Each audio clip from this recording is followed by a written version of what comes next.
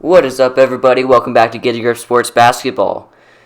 Wasn't a very big day in free agency today, besides Markieff Morris saying he's going to resign and DeMarcus Cousins signing. So let's hop right into it with Dario Saric. Correct me in the comments if I said that name wrong.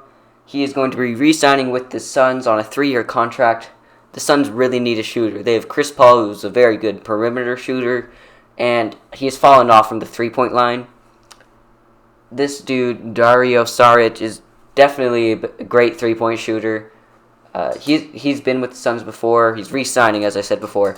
This is going to be, I think he's definitely going to have a better role with the team now that Ricky Rubio and Kelly Oubre are gone. Next up, we have Solomon Hill, who signed a 1-year contract with the Hawks.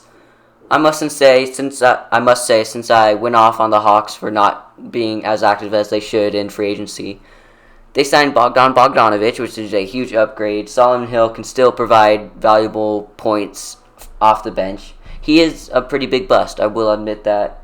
The Hawks definitely needed a sixth man, and he will definitely provide that.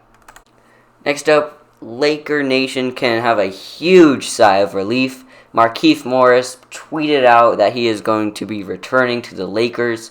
He was one of our key concerns besides Rajon Rondo, who we lost, and Kentavious Caldwell-Pope, who we re-signed. We don't know how long and how much the contract will be, but we definitely needed a center, and he is an absolute beast. He will be teaming up with Marc Gasol, so that will great upgrade for the centers. After all, we lost Dwight Howard and JaVale McGee, so we bring in two new ones, or one new one, and we're going to re-sign one more. Great move by the Lakers, and they're going to have a great season. Next up, we have Alex Len signing with the Toronto Raptors on a 1-year contract. They lost Marc Gasol, so Alex Len is here to replace him.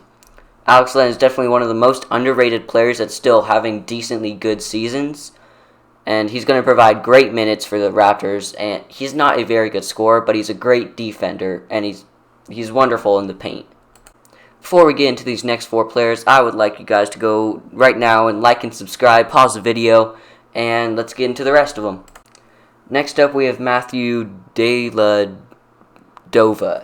I know I said that name wrong. He's re-signing with the Cavs on a 1-year contract. He's been there since LeBron basically brought a bunch of bench players and won the championship. After LeBron left, he's started in that shooting guard / small forward position. And yeah, there's nobody else on that roster who's quite like him. They have Kevin Love playing forward, Colin Sexton playing guard, and then they don't really have a center. Actually, no, they traded for JaVale McGee, so now they have a center. So now they'll probably not make the playoffs again. A couple more great draft picks, and they will definitely be able to get the 7th or 8th seed.